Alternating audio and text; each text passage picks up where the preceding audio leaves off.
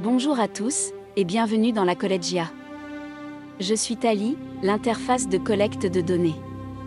Nous enclenchons une série, à la découverte, de l'architecture protohistorique. Découvrons les îles forts d'Angleterre.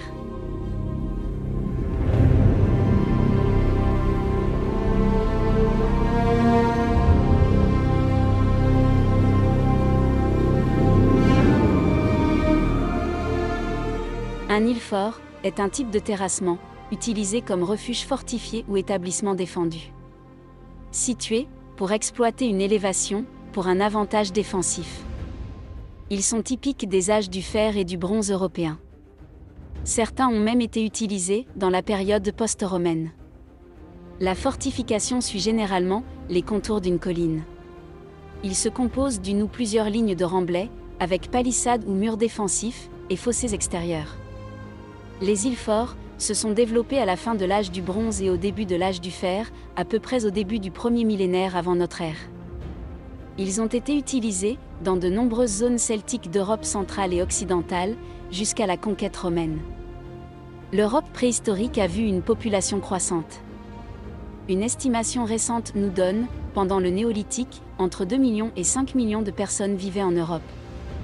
À la fin de l'âge du fer, la population estimée se trouve entre 15 et 30 millions d'habitants. En dehors de la Grèce et de l'Italie, qui étaient plus densément peuplées, la grande majorité des colonies de l'âge du fer étaient petites, avec peut-être pas plus de 50 habitants.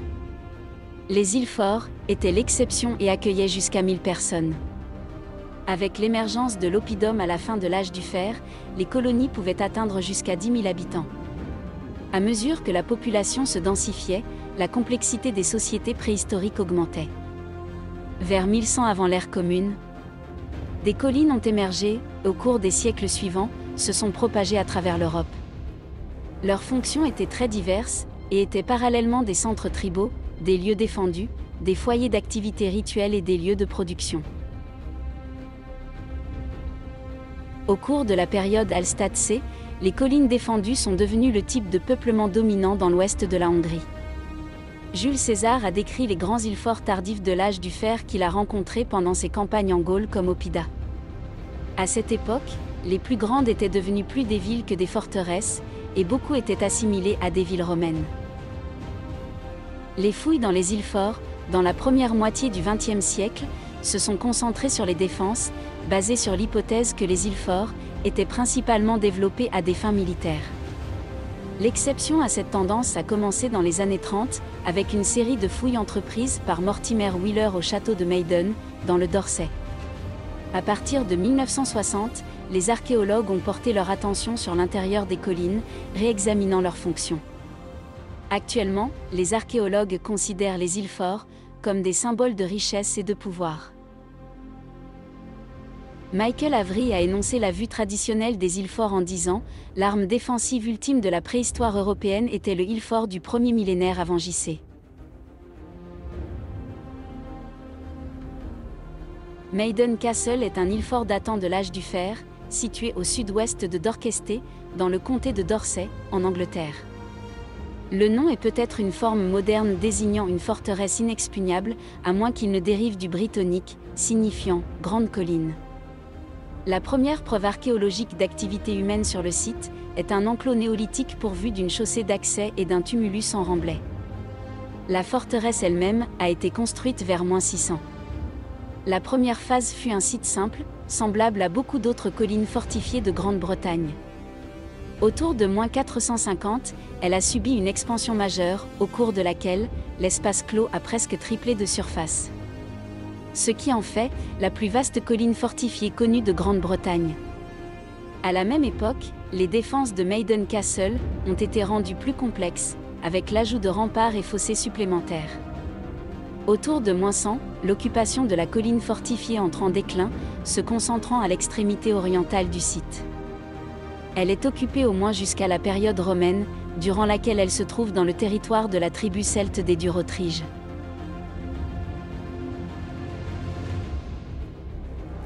Après la conquête romaine de la Grande-Bretagne, au cours du 1er siècle de l'ère commune. Maiden Castle semble avoir été abandonné, mais les Romains ont pu maintenir une présence militaire sur le site. À la fin du IVe siècle, un temple et des bâtiments annexes ont été construits. Après le Ve siècle, le sommet de la colline a été entièrement déserté et utilisé seulement pour l'agriculture, tout au long de la période médiévale. Avant la construction de la forteresse, c'est d'abord un enclos néolithique comportant une chaussée d'accès qui a été établie sur le site. Datant de -4000, cette première enceinte, de forme ovale, était délimitée par 2 fossés. Le fait que la hauteur du talus ne dépassait pas 17 cm de hauteur, nous indique que ce premier ouvrage n'a pas été conçu pour une fonction défensive. Au lieu de cela, les fossés peuvent avoir été symboliques, séparant seulement l'intérieur de l'enceinte des activités extérieures. L'archéologue Niall Sharple, qui a participé aux fouilles du Hillfort dans les années 80, a considéré que la vue que l'on a, depuis la colline sur l'ensemble de la campagne environnante, a été un facteur probable pour le choix de l'emplacement de cette enceinte primitive. Inversement, situé sur le flanc de la colline, l'enclos aurait été visible à des kilomètres. Le creusement des fossés exposant forcément la craie blanche sous-jacente, qui ne pouvait manquer de se détacher sur la verdure générale du paysage. L'intérieur de l'enclos a été perturbé par l'occupation du site et les activités agricoles postérieures. Le site ne semble pas avoir été habité dans ces temps anciens, même si une tombe contenant les restes de 2 enfants, âgés de 6 à 7 ans, a été découverte. Les collines fortifiées se sont développées durant le bronze tardif et au début de l'âge du fer, à peu près au début du premier millénaire avant l'ère commune. La raison de leur apparition en Grande-Bretagne, ainsi que leur but, ont été un sujet de débat. On a fait valoir qu'elles auraient pu être des sites défensifs, établis en réponse à une invasion de l'Europe continentale. Ou bien construits par les envahisseurs eux-mêmes. Une autre hypothèse nous explique que leur édification résulterait d'une réaction militaire à des tensions sociales causées par une population croissante et la pression agricole qui en résultait. Le sentiment dominant, depuis les années 1960, est que l'utilisation croissante du fer a conduit à des changements sociaux en Grande-Bretagne. Des dépôts de minerais de fer ont été situés en différents endroits, à côté de minerais d'étain et de cuivre nécessaires à la fabrication du bronze. On peut en conclure que la structure des échanges a dû se transformer, et que les anciennes élites ont perdu leur statut économique et social. Le pouvoir passant aux mains d'un nouveau groupe de population. L'archéologue Barry Califf estime que l'augmentation de la population a aussi joué un rôle. On compte environ 31 collines fortifiées de cette sorte, dans le Dorset. L'archéologue Sharple, qui a entrepris des fouilles à Maiden Castle, a proposé que les collines fortifiées ont été établies pour contrôler les terres agricoles nécessaires à l'entretien d'une grande communauté. Celle du Dorset était située près de grandes étendues de terres fertiles. Des défenses monumentales comme le fossé de Maiden Castle indiquent que la terre a été contestée et que les communautés se sont affrontées pour en avoir le contrôle. Ceci est soutenu par Califf, qui dit que les travaux de terrassement élaborés, comme ceux que l'on trouve autour des entrées de Maiden Castle et de Danbury, ont été engagés pour défendre la partie la plus faible de la colline forteresse. Leur rôle était de retarder les assaillants, au moment d'atteindre la porte, ce qui les rendait vulnérables face aux défenseurs, armés de fronde. Des quantités de pierres de fronde soigneusement choisies ont été trouvées sur les 2 sites. Les défenses, d'une hauteur de 8,4 mètres, se composaient d'un fossé en forme de V et d'un rempart. Les traces archéologiques du début de l'âge du fer ont été en grande partie détruites par les remaniements postérieurs. On sait peu de choses de la culture matérielle et de l'économie de l'âge du fer. Vu la rareté des découvertes de cette époque à Maiden Castle, il est difficile de tirer des conclusions à propos de l'activité sur le site. Transmission de données terminée.